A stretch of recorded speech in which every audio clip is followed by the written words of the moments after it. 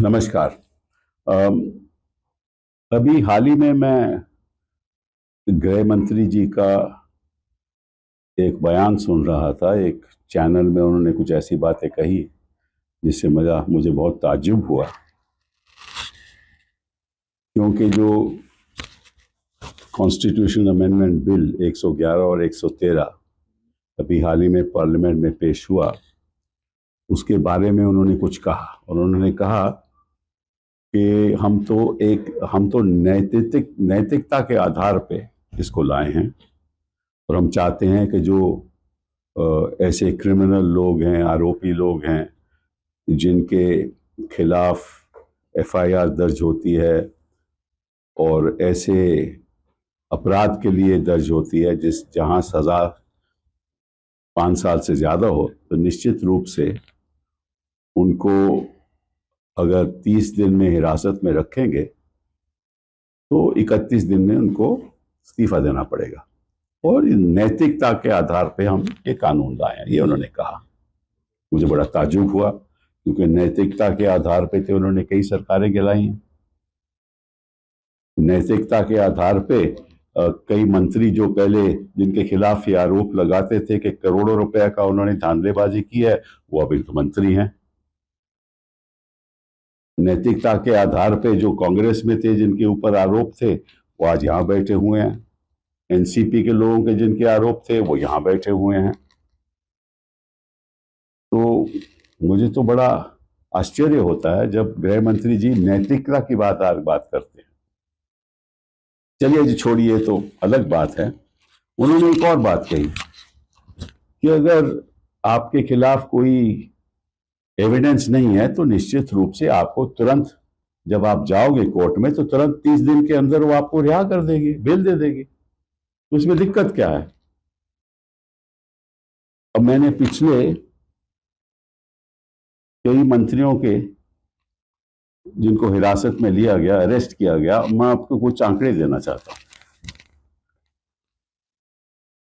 मैं 2014 के बाद की बात कर रहा हूं, और ये अमित शाह जी को मालूम होगा जरूर, क्योंकि उनको सब जानकारी रहती है। कौन कहाँ जाने वाला है, कौन कहाँ जा रहा है, कौन जहां जाने वाला होगा, ये सब उनको जानकारी रहती है। तो आप देखिए, ये देखिए आप, जितेंद्र तोमर, ये एक जेल रहे 1 साल 5 महीना 2015 में। हाँ, 2015 में, और आज हो गया 2025, 10 साल हो गए, अभी अंडर ट्रायल है।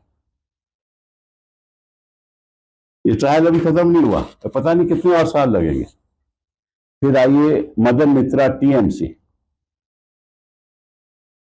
1 साल 9 महीने 2014 में गिरफ्तार हुए थे, अरेस्ट हुए थे, और बेल इनको 2016 में मिली, और आप हो गए 11 साल बाद ट्रायल हो रहा है।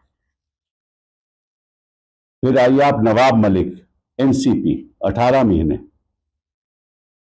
ये हुआ, इनका अरेस्ट हुआ फरवरी 2022 को, जुलाई 2023 में बेल मिली, अंडर ट्रायल हैं। फिर आइए आप सत्येंद्र जैन, ये रहे 18 महीने अंदर, अरेस्ट हुए 2022 में, बेल मिली 2024, और अभी क्लोजर रिपोर्ट फाइल हुआ है। सीबीआई ने क्लोजर रिपोर्ट फाइल किया है कि कोई केस नहीं है इनके खिलाफ। तो ये बेचारे 18 महीने जेल में रहे, कोई केस इनके खिलाफ नहीं है, और अंडर ट्रायल कहते हैं, पीएमएलए में अंडर ट्रायल रहे हैं। सत्येंद्र जैन, वो मैंने बात कर दी। अब पार्था चैटर्जी, टीएमसी, 3 साल 3 साल जेल में रहे, 2022 में अरेस्ट हुए, अगस्त 2025 में बेल मिली, और अंडर ट्रायल। फिर आइए मनीष सिसोदिया साहब, डिप्टी चीफ मिनिस्टर, 17 महीने जेल में रहे, पीएमएलए के अंदर, फरवरी 2023 में, अभी अंडर ट्रायल। फिर आइए आप सेंथिल बालाजी, 15 महीने वो भी जेल में रहे, जून 2023 में, 15 महीने के बाद बेल मिली, अंडर ट्रायल। देन ज्योति प्रिया मलिक 14 महीने, अक्टूबर 2023 में अरेस्ट हुए और बेल मिली 2025, ये भी अंडर ट्रायल। हेमंत सोरेन 5 महीने जेल में रहे,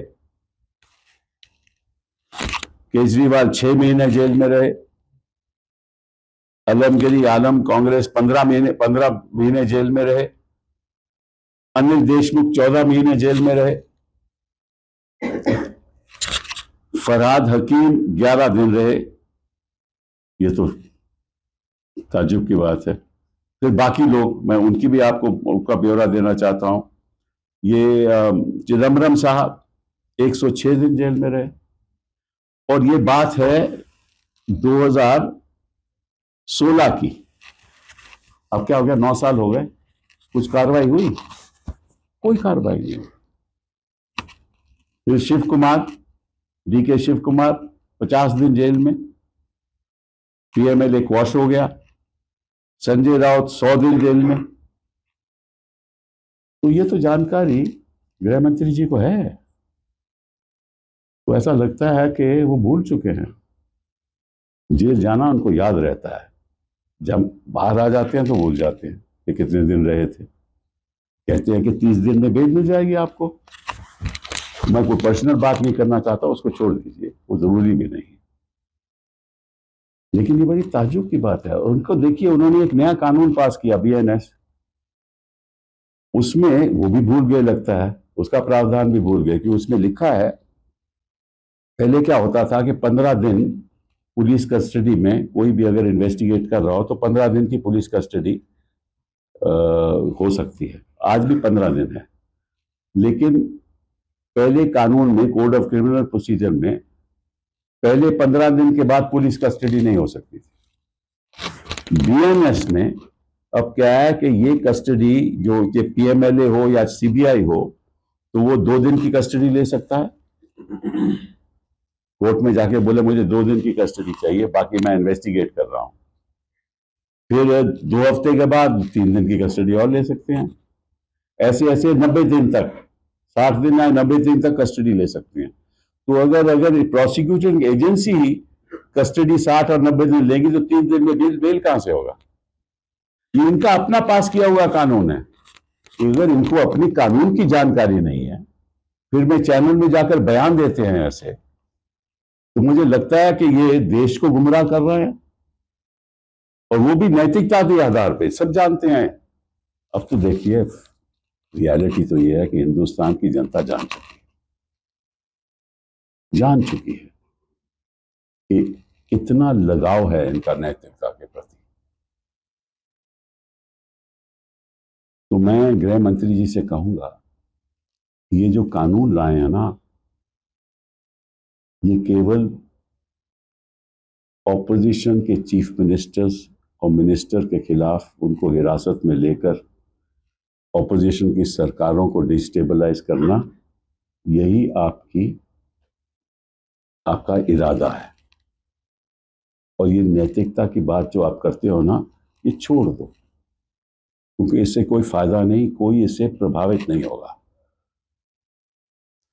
साथ साथ में जनता को ये भी बता दो कि जहां जहां आपकी सरकारें हैं, चाहे वो केंद्र में हो, प्रदेश में हो, कोई एक मंत्री को आपने जेल में भेजा एक दिन के लिए भी?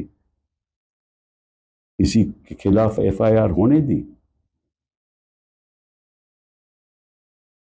तो आप बात करते हो कि भाई हम क्रिमिनलाइजेशन को खत्म करना चाहते हैं, तो जरा अंदर भी झांक लो। जिस तरह से आप खुद सरकारें चला रहे हो, उसका भी ब्यौरा कर लो।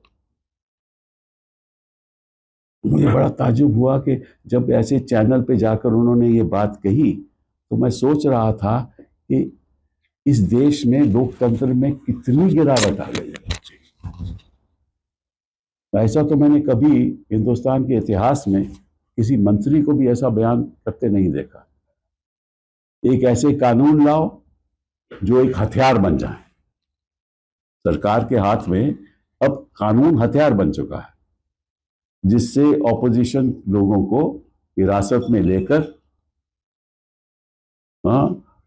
ऐसा सिचुएशन हो जाए कि सरकारें ही गिर जाए। दूसरी बात जिस पे मैंने आज ट्वीट भी किया, लापता धनखड़ जी,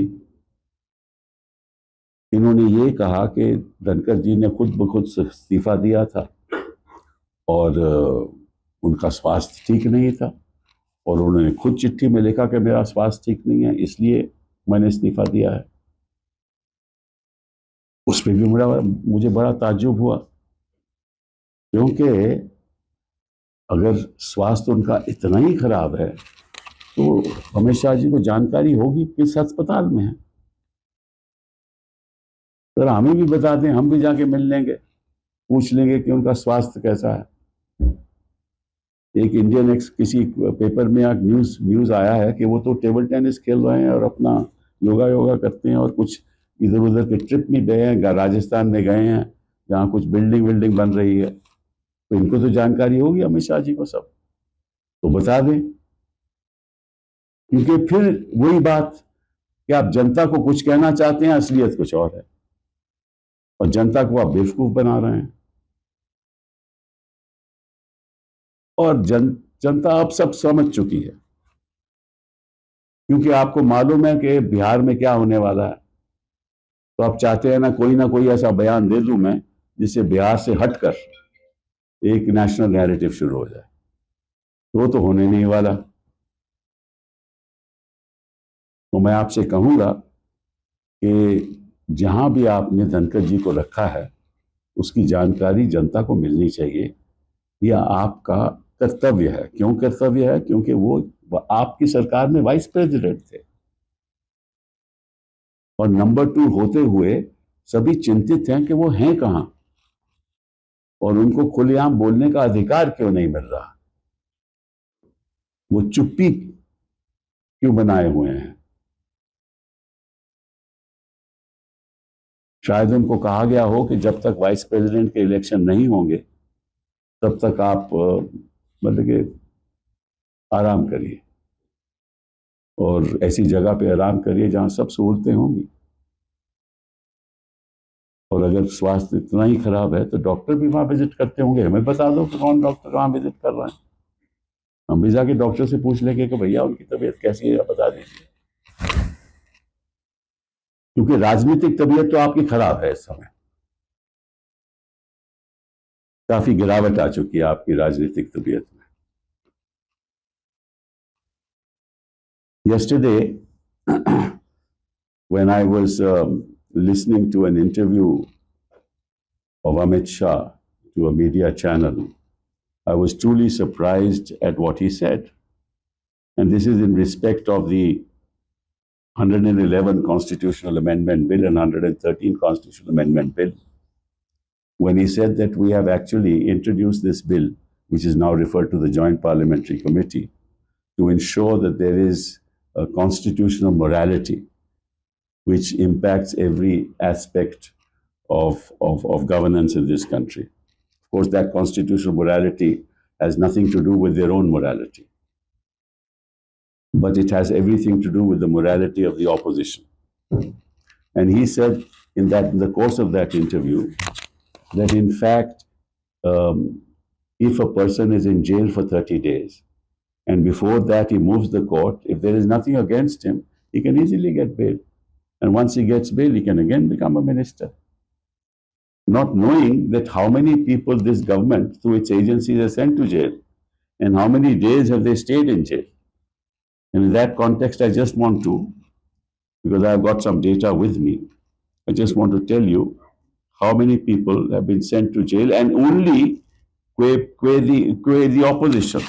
Not a single minister in this government or in a government in which the party is running the state, any minister has ever gone to jail. No minister. So this is selective legislation to weaponize laws to target the opposition. And let me just tell Amit Shah ji the reality. Take the case of Jitendra Tomar. He was 1 year, 5 months in jail, and he got bail in 2015. Actually, I'm wrong. I'm sorry. I made a mistake. It's 1.5 months in jail. It's a mistake, right? And trial is not yet over. It is 10 years have passed. Then Madan Mitra, PM of TMC, was in jail for 1 year, 9 months, from December 2014 till September 2016. And this 11 years have passed, nothing has happened. Then Nawab Malik, 18 months in jail. 2022 FIR, arrested. We are in 2025. Nothing has happened. He got bail in July 2023. Satyendra Jain, Health Minister, 18 months in jail. Arrested in May 2022, got bail in 2024 October, under trial. Partha Chatterjee, 3 years in jail. TMC, arrested in 2022, got bail in 2025, under trial. Then Manish Sisodia, we know what happened to him, 17 months in jail, Deputy Chief Minister of AAP, and under trial. Balaji, Senthil Balaji, 15 months in jail. Jyoti Priya Malik, TMC, 14 months in jail. Hemant Soren, 5 months in jail. Arvind Kejriwal, 6 months in jail. Alamgir Alam Congress, 15 months in jail. Anil Deshmukh, 14 months in jail. I mean, I can go on and on. Chidambaramji, 106 days in jail. Shiv Kumar, 50 days in jail. Sanjay Raut, 100 days in jail. And none of this is gone. No trial is completed. This is still going on. So he knows, the Home Minister knows, that when the PMLA and the CBI are after them, nobody comes out.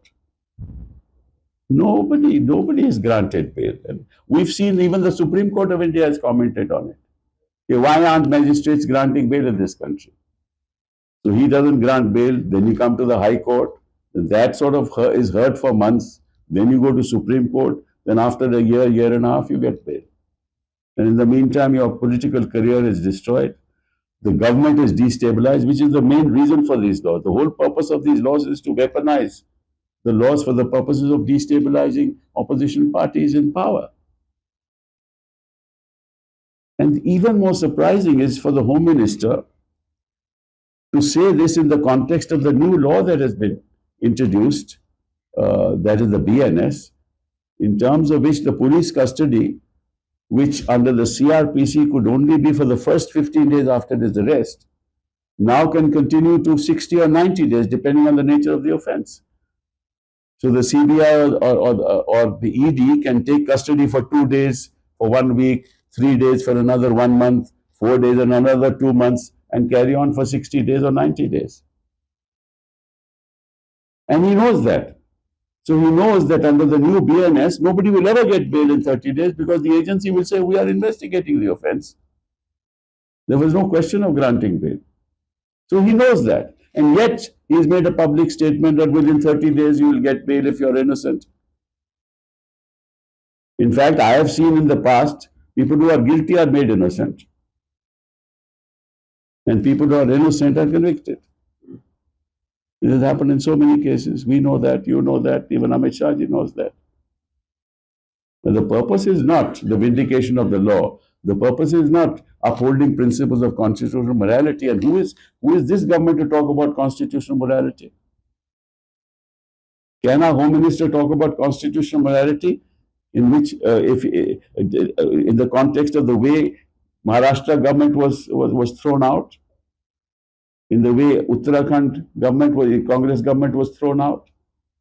Madhya Pradesh, it was thrown out? And the manipulations that took place, Karnataka, it was thrown out. I can give any number of examples, Goa, any number of examples.